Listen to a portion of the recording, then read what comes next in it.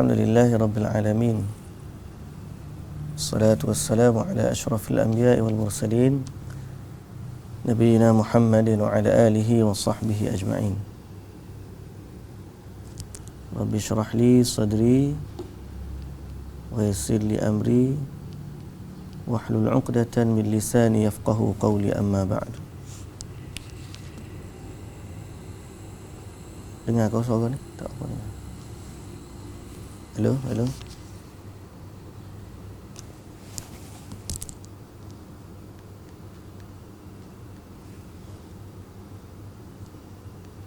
Wah, tak bunyi suara.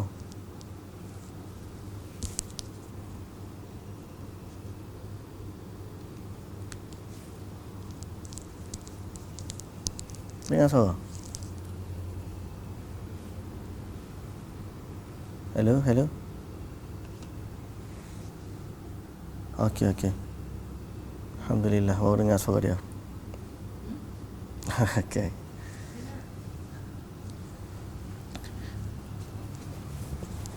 Baik, alhamdulillah wassalatu wassalamu ala Rasulillah wa ala alihi wa sahbihi ajma'in, amma ba'du. Hari ini kita akan baca surah Ar-Ra'du bermula dari ayat 32.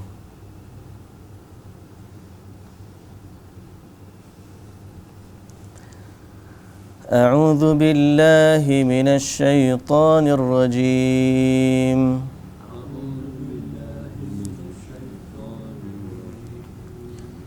Bismillahirrahmanirrahim.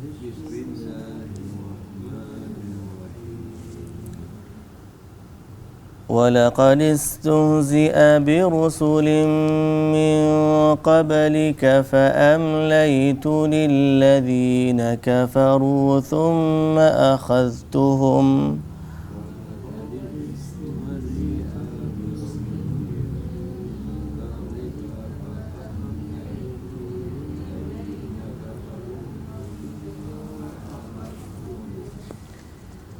فَكَيْفَ كَانَ عِقَابِ.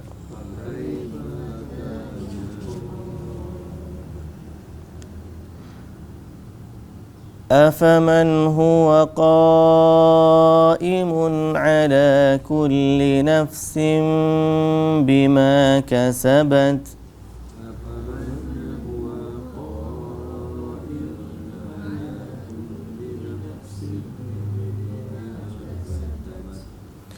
وَجَعَلُوا لِلَّهِ شُرَكَاءَ قُلْ سَمُّوهُمْ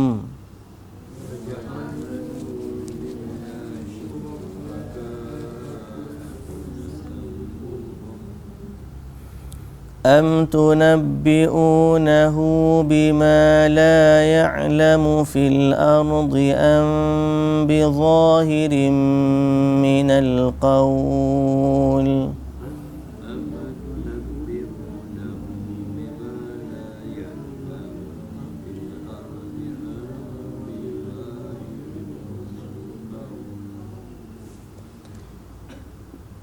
بَلْ زُيِّنَ لِلَّذِينَ كَفَرُوا مَكْرُهُمْ وَصُدُّوا عَنِ السَّبِيلِ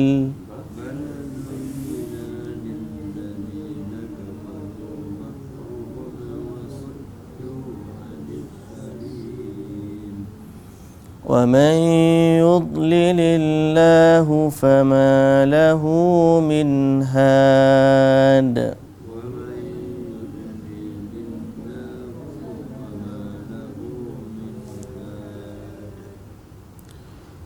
لهم عذاب في الحياة الدنيا ولعذاب الآخرة أشق.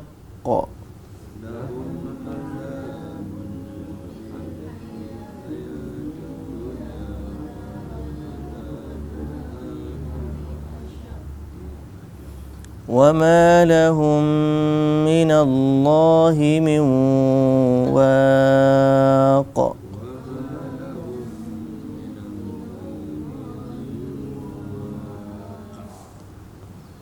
Baik, bismillahirrahmanirrahim. Alhamdulillah wassalatu wassalamu ala ashrafil anbiya'i wal mursalin nabiyyina Muhammadin wa ala alihi wa sahbihi ajma'in. Puji dan syukur bagi Allah Subhanahu wa ta'ala, Tuhan empunya, pemilik, penguasa, pentadbir sekalian alam. Dialah Allah satu-satunya Tuhan yang benar, dan dialah Allah satu-satunya Tuhan yang berhak untuk disujud. Dialah Allah Subhanahu wa ta'ala yang telah menciptakan segala sesuatu, dan dialah Allah Subhanahu wa ta'ala yang akan kembali semua makhluk kepadanya pada satu hari nanti. Selawat dan salam ke atas Nabi kita Muhammad sallallahu alaihi wasallam, juga atas ahli keluarga baginda, para sahabatnya, para pengikutnya yang setia di atas sunnahnya sehinggalah ke hari kiamat. Selawat dan salam juga atas Nabi sallallahu alaihi wasallam sebagai tanda syukurnya kita kepada Allah dan terima kasihnya kita kepada Nabi sallallahu alaihi wasallam di atas dakwah dan di atas sifat Nabi sallallahu alaihi wasallam menyempurnakan risalahnya sehingga risalah Nabi sallallahu alaihi wasallam sampai kepada kita dan dijaga oleh Allah sampailah ke hari kiamat, insya-Allah, insya-Allah. Dan inilah keistimewaan dakwah Islam, di mana dakwah Rasulullah sallallahu alaihi wasallam dijaga oleh Allah Subhanahu wa taala dan dengan terjaganya Al-Quran serta dijaganya sunnah Rasulullah sallallahu alaihi wasallam. Walaupun Quran ini dah 1400 tahun dan telah banyak musuh yang berusaha untuk menghancurkan Islam, tetapi tetap saja Quran ini dijaga sampai hari ini, tidak berubah satu huruf pun dari Al-Quran dan tidak bertambah satu baris pun dari Al-Quran, melainkan apa yang kita baca pada hari ini persis sama dengan apa yang diturunkan kepada Nabi Muhammad sallallahu alaihi wasallam. Baik, tentang dakwah Rasul, baginda sallallahu alaihi wasallam ditentang. Baginda sallallahu alaihi wasallam ditentang atau disanggah orang tak beriman dengan Nabi. Benda ni bukan benda yang baru. Nabi sallallahu alaihi wasallam apabila berdakwah kepada kaum keluarga dia, kaum keluarga tak dengar. Sama juga dengan kita pada hari ini, bukan semua orang yang dengar dakwah. Ada orang yang terima, ada orang tolak. Nah, ada orang terima dan ada orang tolak. Maka Allah Subhanahu wa taala memberikan kepada Nabi satu tasliyah. Tasliyah ni hiburan hati, memujuk Nabi.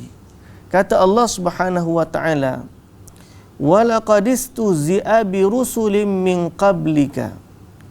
Walaqad istuzi'a bi rusulin min qablika, dan sesungguhnya telah pun diejek-ejek rasul-rasul yang diutuskan sebelummu wahai Muhammad. Jadi bukan Rasulullah je yang diejek. Sebelum Nabi Muhammad sallallahu alaihi wasallam samalah juga. Dan kita pun sampai akhirat macam itulah.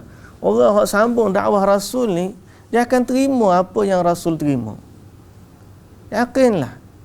Dia akan terima apa yang Rasul terima. Sebab Rasul itu bukan diejek di atas sifat batang tubuhnya. Rasul ni diejek disebabkan sifat dakwahnya. Maka hari ni siapa yang ambil dakwah Rasul akan diejek sama dengan Rasul. Sebab kalau atas batang tubuh Nabi sallallahu alaihi wasallam baginda sempurna. Nah, sifat tubuh badannya tak terlalu tinggi, tak terlalu rendah. Kulitnya tak putih yang mencelakan dan tidak pula gelap yang orang panggil menghilangkan kemuliaan dia. Rambutnya tak kerinting sangat, tak lurus sangat. Nabi SAW, kalau kita baca Syama'il Muhammadiyah, kitab Asy-Syama'il, sangat indah. Sehingga bila orang tengok sahabat tengok Nabi Muhammad SAW, seperti seakan-akan mereka melihat bulan purnama. Cantiknya, indahnya, handsome-nya Nabi SAW. Kalau dari sudut paras rupa, tak ada orang nak petikai. Dari sudut keluarga, bangsawan. Dari sudut harta, isterinya hartawan. Dari sudut akhlak, zaman Mekah lagi dia sudah digelar sebagai Al-Amin. Al-Amin, siapa orang letak barang-barang ni kepada Nabi, tolong jaga kerana amanahnya Nabi SAW. Maknanya atas peribadi Nabi SAW, baginda ni tak layak untuk dicela. Tapi kenapa dicela juga? Kerana Nabi membawa dakwah, risalah, mengajak manusia beriman kepada Allah yang satu dan meninggalkan sembahan selain dari Allah Subhanahu wa taala. Maka di atas sebab itu baginda diperangi. Siapa yang ambil risalah tu, dia akan menerima benda yang sama. Dan ini telah dinyatakan oleh Waraqah bin Naufal, pak saudara kepada Khadijah waktu Nabi SAW mula-mula menerima wahyu. Dibawa jumpa dengan Waraqah bin Naufal, bagi tahu apa yang berlaku dalam gua Hira. Kata Waraqah, hadza namus. Ini adalah namus, nama Jibril dalam bahasa Ibrani. Ini adalah malaikat. Kalaulah aku ada panjang umur sewaktu kamu ni diperangi oleh kaum kamu. Kata Nabi SAW, awa mukhrijiyahum, apa aku akan dikeluarkan daripada Mekah? Apa kaumku akan perang aku? Kata Nabi, kata Waraqah, tidak ada seorang pun daripada Nabi, ataupun tidak ada seorang pun yang datang yang bawa apa yang kamu bawa ni, kecuali diperangi. Jadi ini sunnatullah. Akhirnya Allah Subhanahu wa taala bagi tasliyah kepada Nabi Muhammad sallallahu alaihi wasallam. Tasliyah ni makna jangan bersedih. Nabi ni jangan bersedih. Move on. Move on bahasa lah ni. Dan jangan duk fikir banyak. Dakwah ni teruskan. Orang kata apa pun teruskan dakwah. Ni orang tak dengar ke? Teruskan. Orang cela, teruskan. Orang maki, teruskan. Teruskan dakwah. Dan kalau kita ambil hari ni sifat dakwah Rasul sallallahu alaihi wasallam, begitulah juga kita. Teruskan dakwah. Apa yang berlaku? Orang caci, teruskan. Orang tahmah, teruskan. Orang halang, teruskan. Pasal apa? Bukan kita yang menerima ujian sebegitu. Malah ujian kita pada hari ni tak setanding dengan ujian Nabi sallallahu alaihi wasallam. Nabi ni bukan sekadar ditentang, malah dia ni ancaman bunuh. Sehingga syaitan sendiri waktu musyawarah orang-orang Mekah ni, syaitan datang dalam rupa manusia, join musyawarah dengan kaum Quraisy. Macam mana nak halang dakwah Rasul? Sampai akhirnya bila Abu Jahal bagi tahu, syaitan ni dia masuk nak bagi buah fikiran. Tapi ada lagi hak hebat daripada dia. Sampai Abu Jahal kata, kita pakat ambil 12 kabilah Quraisy, setiap orang hantar wakil pergi bunuh Muhammad sallallahu alaihi wasallam. Tapi Abu Jahal tak katalah sallallahu alaihi wasallam tu. Pergi bunuh Muhammad, sehingga bila orang nak tuntut bela, dia terpaksa cari 12 orang daripada kabilah. Dan di saat 12 kabilah bertanggungjawab, mereka tak boleh nak tuntut balas. Syaitan atau iblis bila dengar pandangan tu, dia kata inilah pandangan yang benar. Maknanya dia pun kagum dengan pandangan Abu Jahal. Nabi SAW ditentang oleh kaumnya. Iblis, pakak, semua ni nak tentang dakwah Nabi SAW. Yuriduna liyutfi'u nurallah. Allah, mereka nak memadamkan cahaya Allah. Wa ya'ballahu an yutimma nurahu walau karihal kafirun. Tapi Allah Ta'ala berkehendak, Allah enggan agamanya padam. Maka Allah berkehendak supaya agamanya sempurna walaupun orang kafir tak setuju. Akhir sekali Nabi SAW teruskan dakwah. Ini tasliyah. Kata Nabi, kata Allah kepada Rasul SAW, sesungguhnya Rasul-Rasul sebelum kamu pun diejek juga. Nabi Musa alaihi salam lawan Fir'aun. Nabi Isa, siapa pun ikat kena salib. Tapi Nabi Isa tak kenalah. Kaum dia nak bunuh dia. Allah selamatkan Nabi Isa alaihi salam. Allah ganti dengan orang lain yang muka seakan-akan supaya Nabi Isa, akhirnya dia disalib.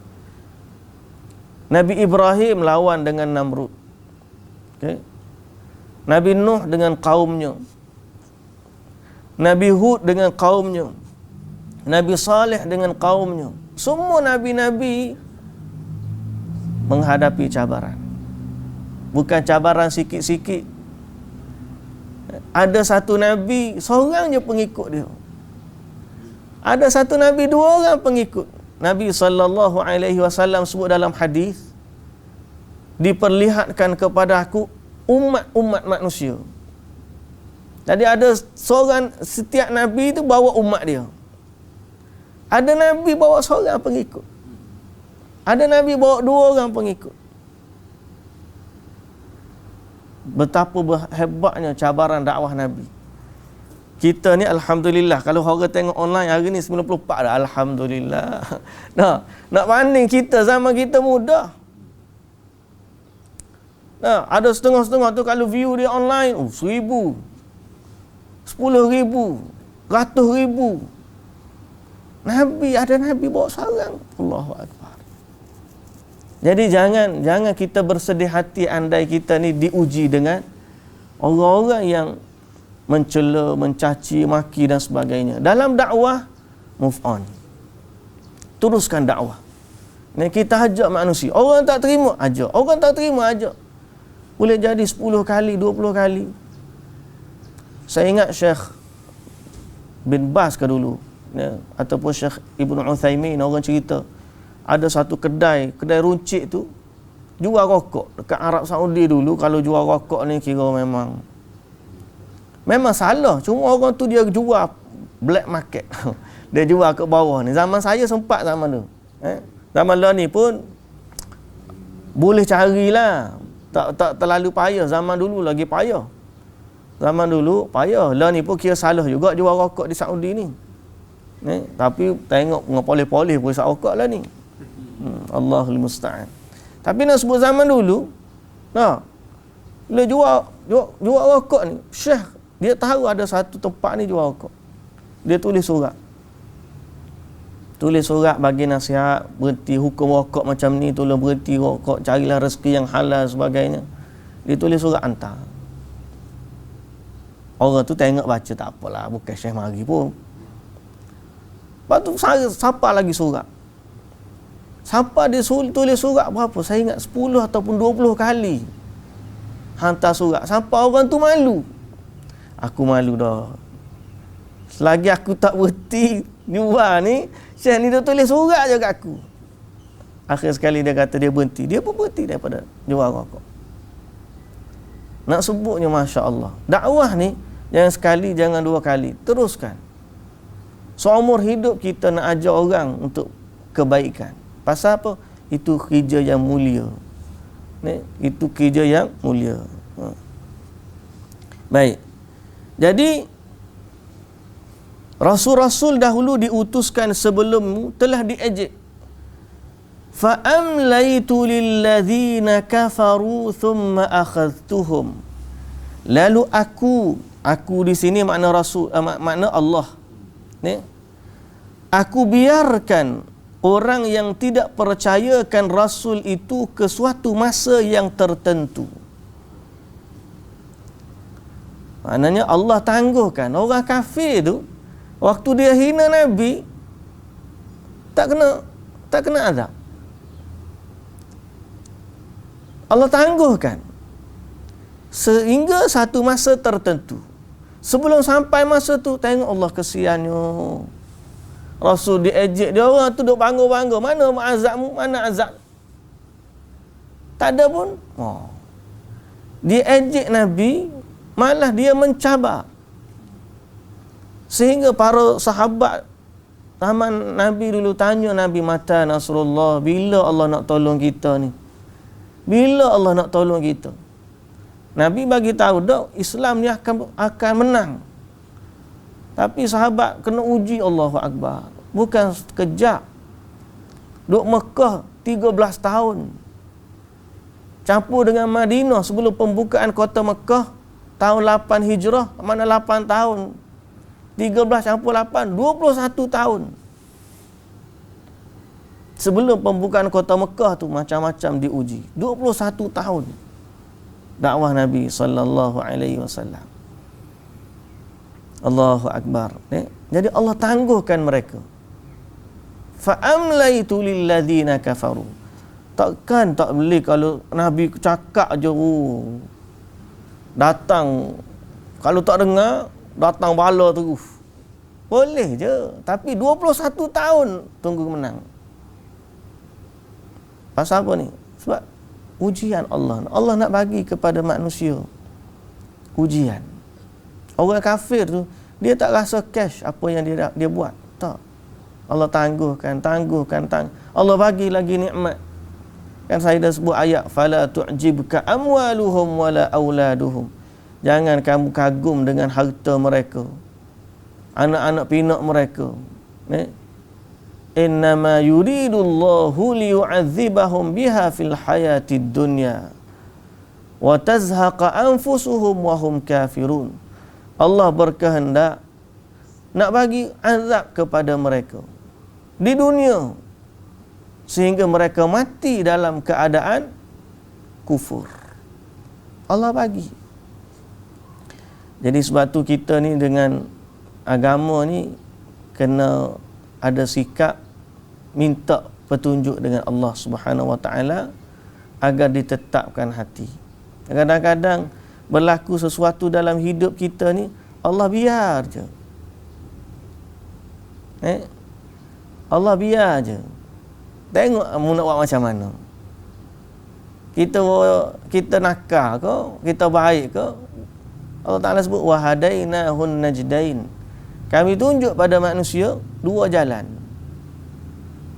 Kami tunjuk pada manusia dua jalan. Maknanya dia nak buat baik pun boleh, dia nak buat buruk pun boleh. Tak ada orang nak curi, tiba-tiba waktu nak curi kaku tangan dia, tak boleh nak ambil barang yang dia nak curi. Tak ada orang yang nak melihat benda-benda yang tak baik, tiba-tiba waktu dia nak lihat, tengok mata, gelap mata, tertutup pandangan dia. Tak ada. Tak ada orang nak minum arak, tiba-tiba arak tu minum jadi tawar rasa, macam minum air kosong. Tak ada. Allah benar je nak buat apa yang dia nak buat. Pasal apa? Dunia ni Allah berkehendak nak uji manusia. Dan sebab itulah kita sebagai orang beriman sekalipun tetap akan diuji oleh Allah. Kalau Nabi SAW diuji, maka pengikut dia pun akan diuji. Akan diuji. Hari ni orang di Perancis, ujian dia nak mempertahankan agama Allah. Saya tengok wanita berhijab di Perancis ni sedih. Ada satu video ni kena tendang, kena sepak dekat publik, tengah bawa anak troli ni, orang datang belakang tendang, sepak, rebah tu sepak lagi. Pasal apa? Sebab dia pakai hijab. Dia uji. Kita ni ujian cara lain pula. Sebab tu kita kena banyak doa. Antara doa yang Nabi SAW, Allahumma inni a'udzubika minal hauri ba'dal kaur. Kita pernah sebut doa ni, tapi kita kadang lupa. Aku berlindung dengan Allah, ya Allah, aku berlindung denganmu daripada aku berubah jadi tak baik selepas jadi baik. Wa a'udzubika minas salbi ba'dal ata. Aku minta berlindung daripada buruk setelah engkau bagi hidayah. Itu yang kita paling bimbang. Allah bagi dah ilmu, kefahaman, tapi kita jadi Allah. Kena minta berlindunglah dengan Allah. Saya sendirilah minta tolong-tolong pakak-pakak kita sama-sama doa agar Allah Subhanahu Wa Taala jaga kita. Kadang-kadang ujian ni nak suruh kita ni dekat dengan Allah Subhanahu Wa Taala. Baik. Jadi Nabi ni macam itulah. Kemudian kata Allah, aku timpakan kepada mereka dengan azab, maka tidaklah terperi seksanya azabku itu. Jadi kesudahan bagi orang yang menentang dakwah Rasul, apa yang berlaku? Dia akan diazab oleh Allah Subhanahu Wa Taala. Fa kaifa kana iqab. Lalu Allah Subhanahu Wa Taala kata dalam ayat yang seterusnya, afaman huwa qaimun ala kulli nafsin bima kasabat. Setelah diketahui demikian, maka tidaklah patut disamakan Allah, Tuhan yang maha berkuasa, mengawasi tiap-tiap diri dan mengetahui akan apa yang telah diusahakan oleh diri-diri itu. Tidaklah patut disamakan Allah dengan makhluk yang tidak bersifat demikian. Jadi setelah daripada apa yang Allah Ta'ala sebut sebelum daripada ini, dari sudut kenikmatan, dari sudut wahyunya, dari sudut kekuasaan, segala apa yang Allah Ta'ala sebut, maka Allah Ta'ala kata, afaman huwa qaimun ala kulli nafsin bima kasabat. Apakah mereka nak samakan Allah dengan sesuatu yang tak sama dengan Allah? Allah ni maha berkuasa, mengawasi tiap-tiap diri, mengetahui akan apa yang telah diusahakan oleh diri-diri tersebut. Tiba-tiba mereka samakan Allah dengan sesuatu yang tak mendengar, tak melihat, tidak mengetahui, malah tidak hidup. Batu patung berhala. Maka tidak layak untuk disamakan Allah dengan perkara-perkara itu. Okey, tak patut. Wa ja'alu lillahi syuraka'a qul sammuhum. Okey, dalam pada itu mereka yang kafir telah menjadikan beberapa makhluk sebagai sekutu bagi Allah. Katakanlah wahai Muhammad, adakah kamu hendak memberitahu kepada Allah akan apa yang tidak diketahuinya di bumi? Apakah engkau nak bagi tahu kepada Allah apa yang Allah tak tahu di bumi? Apa maksudnya apa? Kamu nak bagi tahu tentang Allah, tentang apa yang Allah tak tahu? Tak ada benda tu, tak ada. Jangan kamu rasa Allah Ta'ala tak tahu. Okey? Am tunabbi'unahu bima la ya'lamu fil ardi am bi zahirin minal qaul. Ataupun adakah kamu menamakannya dengan kata-kata yang lahir, sedang hakikatnya tidak demikian?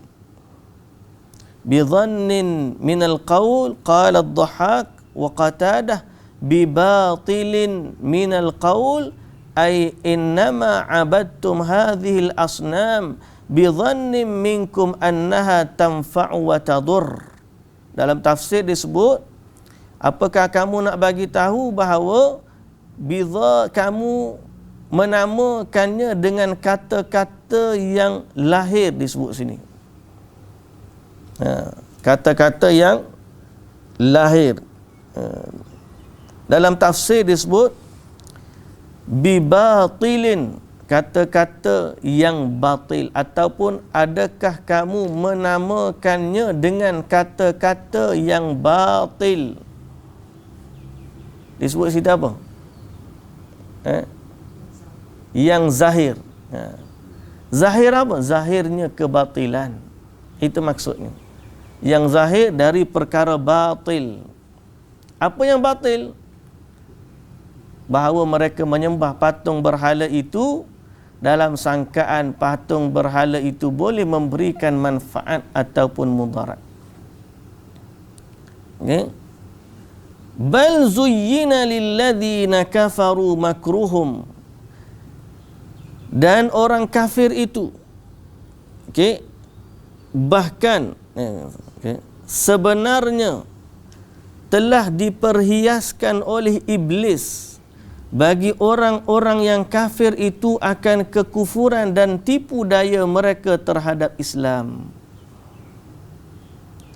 Tapi apa yang berlaku? Syaitan menampakkan inilah baik. Moleknya kamu buat ni. Kamu lawan Muhammad, betul. Kamu lawan ustaz tu, betul. Kamu halang orang dakwah, betul. Siapa yang kata tu? Syaitan. Okay? Menghalang orang daripada dakwah digambarkan sebagai perkara baik. Hai, bahaya. Sebab tu mereka bersungguh orang kafir halang Nabi, bukan halang kita. Kalau setakat kita ni tak apalah. Nah, orang jenis tak berapa, orang panggil tak berapa, tak sempurna lah, tak berapa puk kita ni. Nah, tak sempurna kita ni. Orang nak tengok, kalau dia tu tak betul, orang boleh kira kekurangan kita. Nabi tak ada. Tapi mereka menganggap, mereka lawan Nabi itu benda baik. Ini yang berlaku pada dakwah. Hari ni orang yang menentang sunnah, orang Islam sendiri. Bila kita ajarkan orang kafir, kalau kita ni pakat bersatu lawan penghina Rasulullah, tak apa. Semua kita pakat belakang. Tapi yang menentang ahlul hadis, orang-orang Islam je. Bila kita bawa hadis Nabi, nak kembalikan manusia kepada sunnah Rasulullah sallallahu alaihi wasallam, yang halang, yang tentang orang Islam. Diletak label macam-macam. Supaya apa? Wasuddu anis sabil. Supaya mereka ni disekat oleh hawa nafsunya dari menurut jalan yang benar. Ni tengok ni. Dalam ayat Quran ni sebut. Ni perbuatan orang kafir. Allah Ta'ala kata apa? Bahkan sebenarnya telah diperhiaskan oleh iblis bagi orang-orang yang kafir itu akan kekufuran dan tipu daya mereka terhadap Islam. Dia lawan Islam, dia rasa dia buat kebaikan. Dan mereka pula disekat oleh hawa nafsu mereka dari menurut jalan yang benar. Wasuddu anis sabil, dihalang daripada menurut jalan yang benar. Ada dua bacaan, qiraat saddu atau dan juga suddu. Saddu ni maknanya dia yang menghalang orang daripada jalan kebenaran. Suddu, dia yang dihalang dari jalan kebenaran. Jadi syaitan ni menampakkan kepada dia sehingga akhirnya salah satu daripada dua berlaku pada dia. Sama ada dia pergi halang orang lain dari kebenaran disebabkan tertipu dengan tipu daya iblis, dan yang kedua dia sendiri terhalang daripada kebenaran. Jadi dua-dua tu kerja syaitan. Pertama, menghalangi orang dari kebenaran. Dan begitulah juga kalau dia ikut hawa nafsu, dia sendiri akan terhalang dari kebenaran. Yang ni kita tak nak. Janganlah Allah Ta'ala ni halang kita dari kebenaran. Janganlah syaitan tipu kita sehingga terhalang kita dari kebenaran. Minta petunjuk dengan Allah. Bangun pagi-pagi di awal baca doa iftitah. Allahumma rabba Jibrail wa Mikail wa Israfil fatiras samawati wal ardi alimal ghaibi wasyahadah anta tahkumu baina ibadika fima kanu fihi yakhtalifun ihdini lima ikhtulifa fihi minal haqqi biidnik fa innaka tahdi man tasha'u ila siratim mustaqim. Ya Allah, tunjukkanlah aku petunjuk yang benar, jalan yang lurus. Lima ikhtulifa fihi, apa yang dipertikaikan, diperselisihan, tunjukkanlah aku kebenaran daripadanya. Lima ikhtulifa fihi minal haqqi biidnik, tunjukkan aku kebenaran yang diperselisihkan. Orang ada selisih A, orang ni kata B, orang ni kata C. Orang mana satu tahu ya Allah yang benar. Minta dengan Allah, ya Allah, tunjukkanlah aku kebenaran. Okey? Tunjukkanlah aku kebenaran. Semalam kan saya cerita tentang biarawati yang masuk Islam tu. Padahal dia benci kepada Islam, dia biarawati. Tapi akhirnya bila dia buka minda dia sikit, dia nak kaji Islam daripada sumbernya sendiri. Sekali dia memberanikan diri untuk datang kepada Al-Quran. Dia dapat hidayah. Usaid bin Hudayr dengan Sa'ad ibn Mu'adh radhiyallahu anhuma. Dua orang ni adalah pembesarnya Madinah. Zaman mula-mula Nabi SAW hantar utusan dakwah ke Madinah, duta Nabi siapa dia?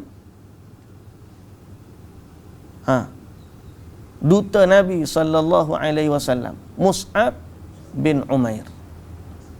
Mus'ab bin Umair dihantar ke Madinah ajar orang tentang Islam. Datang Usaid bin Hudayr, datang Sa'ad ibn Mu'adh, datang halau Mus'ab, kamu balik ke Mekah, jangan dah ajar benda-benda ni bak kami. Marah dia. Tapi Usaid bin Mus'ab bin Umair kata apa? Kamu dua orang ni orang cerdik, orang pintar. Apa salahnya kalau kamu dengar dulu apa yang aku nak kata? Andai kata apa yang aku kata salah, kamu tolak, tinggalkan aku. Tapi kalau andai kata apa yang aku bagi tahu ni benar, terimalah dia. Akhir sekali, dia pun kata baca, bagi tahu apa kamu nak bagi tahu.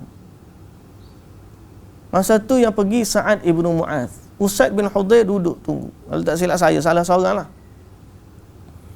Lepas Mus'ab bin Umair baca, dia berubah.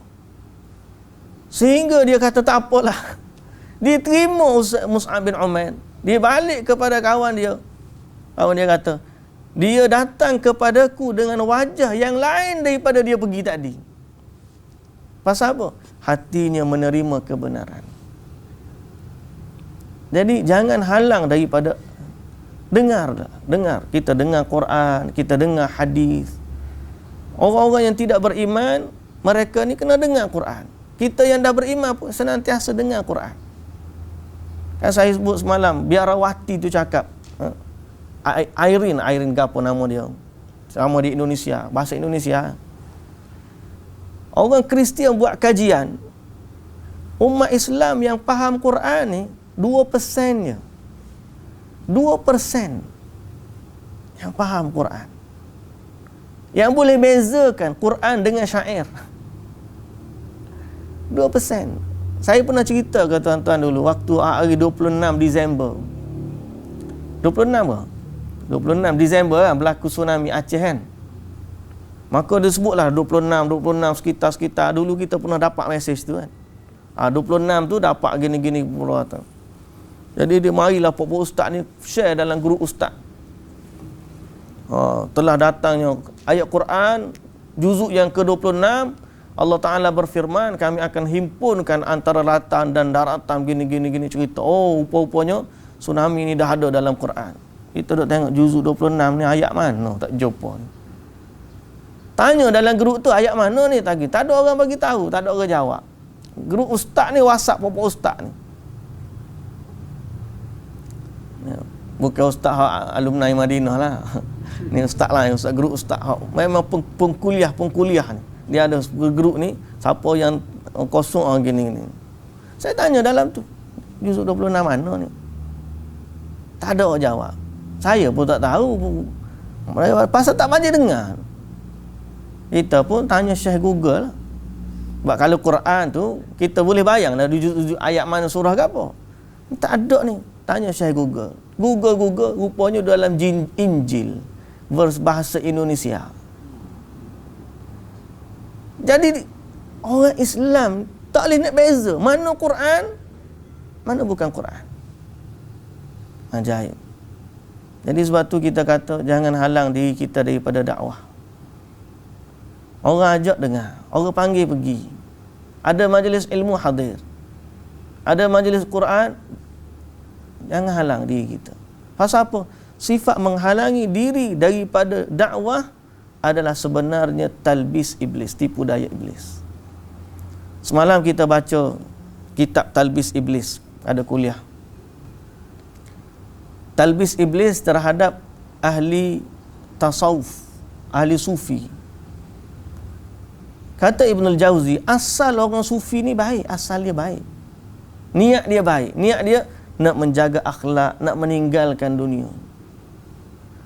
Jadi orang-orang sufi generasi awal, mereka ni kembali kepada Quran, kembali kepada hadis, cuma mereka lebih menekankan isu akhlak. Dari sudut manhaj, Syekh Abdul Qadir Al-Jilani, oh dia ni sultan awliya lah.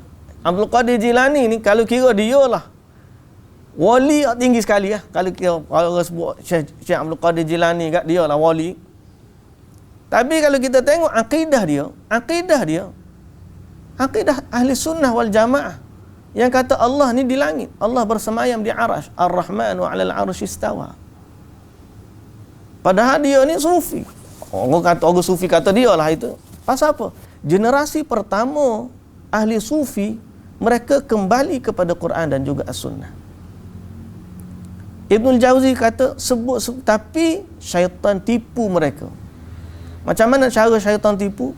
Syaitan kata maksud dari ilmu ni adalah beramal.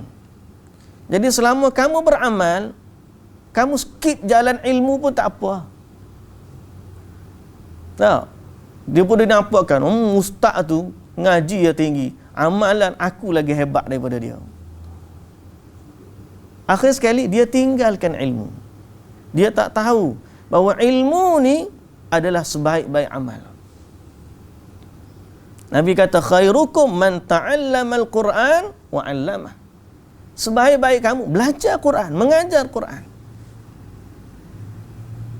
Okay?